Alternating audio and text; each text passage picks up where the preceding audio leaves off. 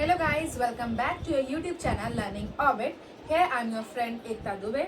So guys, we started our new series in lockdown, that is educational psychology, and in that series we completed our 3 chapters. Now moving forward, we are on chapter number 4, that is comparative role of heredity and environments. So guys, if you want a short video, so I will give the link of that short video in the description box of heredity and environment. This video gonna be a detailed video and a long video too, so that's why we are divided it in some parts. So let's start the video and let's roll it out. Now what is heredity and environment? If I give it a brief to you, so heredity क्या होती है? Heredity वो होती है जो हम अपने parents से या फिर अपने एंसेस्टर से लेके आते हैं, हम उसको हेरिडिटी कहते हैं. कोई भी biological information, hereditical information, biological factors वही होते हैं जो अपने पेरेंट्स या फिर अपने एंसेस्टर से लेके आते हैं. फॉर एग्जांपल, हमारी आइज का कलर, हमारे हेयर का कलर, हमारे हाइट, हमारा कॉम्प्लेक्शन, ये सारे हमारे बायोलॉजिकल फैक्टर्स हैं जो बताते हैं कि ये हेरिडिटी से मिले हैं हमें. ये अनचेंजेबल होते हैं. फॉर एग्जाम्पल, एक बच्चे के अगर आइज का कलर ब्राउन है तो वो लाइफ लॉन्ग ब्राउन ही रहेगा. So that's why it is unchangeable. अब कुछ क्वेश्चंस आते हैं कि हेयर तो हम कलर करवा लेते हैं तो उसका कलर तो चेंज हो जाता है, तो हेयर क्या हेरिडिटी में है या नहीं? तो हेयर हमारे हेरिडिटी फैक्टर है, क्योंकि आप हेयर के कलर्स को चेंज करवाते हैं बट उनकी रूट्स या फिर उन रूट्स से जो न्यू हेयर निकलेंगे वो वही हेयर रहेंगे जो आपके पहले थे. वो एक अलग टॉपिक है. हेयर वाइट हो जाते हैं, ग्रे हो जाते हैं, वो एक एज के बाद ओल्ड एज में होते हैं, वो एक अलग टॉपिक है. We will discuss it later. So I hope आपको हेरिडिटी क्लियर हो गया हो. Now environment. एनवायरमेंट क्या होता है? ऐसी जो भी चीज़ जो हम एक्वायर करते हैं, ग्रास्प करते हैं अपने एनवायरमेंट से, अपने वातावरण से, उसको हम कहते हैं environmental factor. For example, language. मैं हिंदी बोल रही हूँ क्योंकि मेरे आसपास मोस्टली लोग हिंदी बोलते हैं. मैं दिल्ली में रहती हूँ तो दिल्ली में मोस्टली हिंदी और इंग्लिश लैंग्वेज को प्रेफरेंस दी जाती है. दैट्स वाई मैं हिंदी या इंग्लिश लैंग्वेज में ओके हूँ. बट मैं कहते हैं यूपी से भी बिलोंग करती हूँ. That's why I also know Bhojpuri. But अगर बात की जाए किसी वजह से मुझे महाराष्ट्र जाना पड़ जाता है और वहाँ पे एक लॉन्ग पीरियड के लिए मेरे को रहना पड़ता है. अब वहाँ पे मोस्टली लोग महाराष्ट्र में मराठी बोलते हैं. सो मैं मराठी को ये नहीं कहूँगी बहुत अच्छी तरह से सीख लूँगी, लेकिन कहीं ना कहीं मेरे को थोड़ी बहुत मराठी में एक्वायर कर लूँगी. इस लैंग्वेज को अपने एनवायरनमेंट से लर्न कर लूँगी. सो जो चीज़ें हम चेंज कर सकते हैं, लर्न कर सकते हैं, वो होते हैं हमारे environmental factors. I hope guys आपको यहाँ तक क्लियर हो गया हो. और एनवायरमेंटल फैक्टर्स चेंजेबल होते हैं, हेरिडिटी अनचेंजेबल होती है. सो ये एक ब्रीफ था, आई थिंक आपको समझ में आ गया हो. सो अब आप देख रहे होंगे, इस चैप्टर का नाम है comparative role of heredity and environment. So इसको कंपैरेटिव रोल क्यों बोला गया है? क्योंकि हर जगह एक बहुत कॉन्ट्रोवर्शियल टॉपिक रहा है, नेचर वर्सेस नर्चर डिबेट. आपने सुना होगा, जिसको हम हेरिडिटी वर्सेस एनवायरनमेंट भी बोलते हैं. ये टॉपिक हमेशा से बहुत ज़्यादा कॉन्ट्रोवर्सी में रहा है कि कौन ज़्यादा वाइटल रोल प्ले करता है in the development of a human being, the heredity और द एनवायरनमेंट.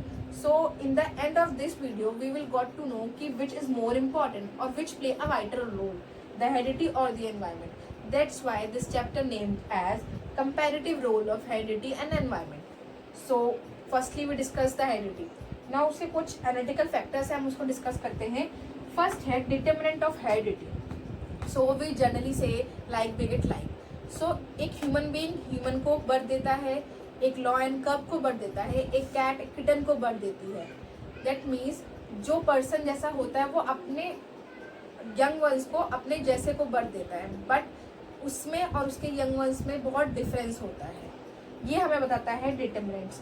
क्या होते हैं डिटर्मिनेंट्स? फिर हेरिडिटी के, अगर हमने अपने यंग वंस को जन्म दिया है अपने जैसे को, लेकिन तब भी वो चेंज्ड है, तो क्या है डिटर्मिनेंट ऑफ द हेरिडिटी? लेकिन उनके अंदर कुछ फीचर्स होते हैं जो उनके पेरेंट्स जैसे होते हैं या फिर उनके एंसेस्टर्स जैसे होते हैं, वो होते हैं हमारे डिटर्मिनेंट्स. ठीक है गाइस. उसके बाद आता है बिगिनिंग ऑफ द लाइफ. अगर आपसे कोई पूछता है कि एक पर्सन की लाइफ की बिगिनिंग कहाँ से होती है, तो मोस्ट ऑफ द पर्सन कहेंगे जैसे ही एक बच्चा जन्म लेता है, from the birth. But the correct answer is from the conception. जैसे ही एक मदर एक लेडी कंसीव करती है, तब एक लाइफ की बिगिनिंग होती है, क्योंकि उसी टाइम से वो जो यंग वन होता है वो डेवलप और ग्रो करना स्टार्ट कर देता है, धीरे धीरे अपने आप को डेवलप कर रहा होता है इन द वॉर्म ऑफ द मदर.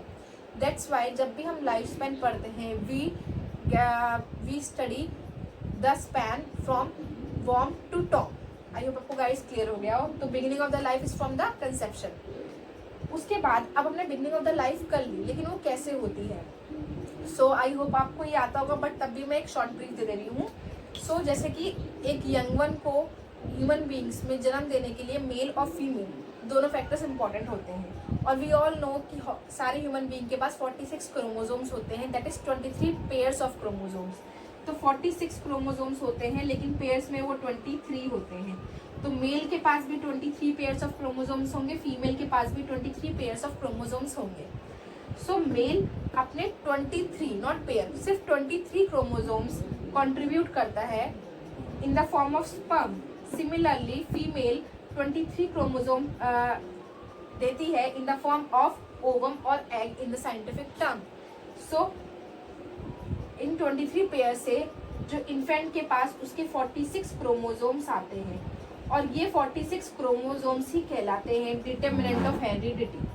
तो ये 46 क्रोमोसोम्स ही कहलाते हैं determinant of heredity. So male के पास 46 क्रोमोसोम्स है, फीमेल के पास 46 क्रोमोसोम्स है। मेल एंड फीमेल दोनों ने जब एक इन्फेंट को जन्म दिया तो उन्होंने 23 पेयर्स का 23 क्रोमोसोम्स का कॉन्ट्रीब्यूट करा। From that infant got his 46 chromosomes, that is 23 pairs of chromosomes, or these chromosomes are known as the determinants of heredity. इन्हीं से इन क्रोमोसोम्स की वजह से ही बच्चे के फीचर्स उसके पेरेंट्स या फिर उसके एंसेस्टर्स जैसे होते हैं। सो आई होप गाइस आपको यहाँ तक तो क्लियर हो गया होगा। Now moving forward, what is the meaning of heredity. तो डॉक्टर मंगल एसके बोलते हैं that heredity refers to a biological mechanism as a result of which the child gets something from his ancestral stock. So ancestral stock क्या होता है? ancestral stock क्या होता है? एक फॉर एग्जाम्पल यहाँ अगर हम मेल की बात करते हैं, फादर के पास 46 क्रोमोसोम्स है, तो उसके पास भी 46 क्रोमोसोम्स जो हैं उसकी मदर और उसके फादर से मिले हैं, और यही उनके फादर को ये उनके क्रोमोसोम्स उनकी मदर और उनके फादर से मिले हैं, और ऐसे ये हेराइकल फॉर्म में चलता जा रहा है। तो ये एक स्टॉक बन जाता है जिसको हम कहते हैं हेरिडिटी स्टॉक्स बोलते हैं, और इससे जो बायोलॉजिकल फैक्टर्स मिलते हैं एक इंडिविजुअल को उसको कहा जाता है हेरिडिटी। तो ये हमको डेफिनेशन दी है डॉक्टर मंगल एसके ने। सो उसके बाद हम आगे बढ़ते हैं नेचर ऑफ हेरिडिटी। तो हेरिडिटी का नेचर कैसा होता है?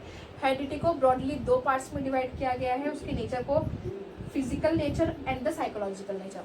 सो फिजिकल नेचर में हमारी physical nature refers to the physique, जो हमें अपेयरेंस में दिख रहा है, that is height, size, complexion, eyes colour, hair colour, all that come under the physical heredity. Now what comes in the psychological heredity are intelligence, instinct, ये सब आती है हमारी साइकोलॉजिकल हेरिडिटी में। For example if a mathematician, obviously एक mathematician है, he और she have a good level of intelligence, so उसके जो बेबी होंगे, उसका जो चाइल्ड होगा, देयर आर मोर चांसेस कि वो भी मैथ्स में अच्छा होगा या फिर उसका IQ भी हाई होगा। गाइस मैंने इधर चांसेस कहा है क्योंकि एक्सेप्शंस आर ऑलवेज देयर। सो ये जो साइकोलॉजिकल फैक्टर में क्या क्या आता है, इंटेलिजेंस, इंस्टिंक्ट, ये सारे पॉइंट्स हमारे आते हैं साइकोलॉजिकल फैक्टर्स में। तो आई होप गाइस आपको हेरिडिटी क्लियर हो गया हो। तो determinant of the heredity are chromosomes, beginning start from the conception, meaning of the heredity is the hereditary stock से हमें जो बायोलॉजिकल मटेरियल मिलता है वो होता है हमारी हेरिडिटी। और नेचर ऑफ द हेरिडिटी पे आते हैं तो वो 2 पार्ट्स में डिवाइड की गई है, that is physical and psychological. Physical में हमारा आता है फिजिक, हमारी अपीयरेंस, और साइकोलॉजिकल में हमारी इंटेलिजेंस, हमारी पर्सनालिटी, और वी कैन से दैट और क्या आता है इंस्टिंक्ट एक्सेट्रा, ये सारी आती है, इमोशनल्स, ये सारे आते हैं हमारे साइकोलॉजिकल हेरिडिटी में। तो आई होप गाइस आपको हेरिडिटी क्लियर हो गया हो। गाइस अगर आपको ये वीडियो पसंद आई है तो please do like this video, do comment. आपको कोई भी डाउट है तो प्लीज़ कमेंट करिए। अगर आपको इस वीडियो में कुछ कमी लगी तो अपने सजेशंस को भी प्लीज़ कमेंट करिएगा ताकि हम अपनी वीडियोज़ को सही कर सकें। And please share this video to your love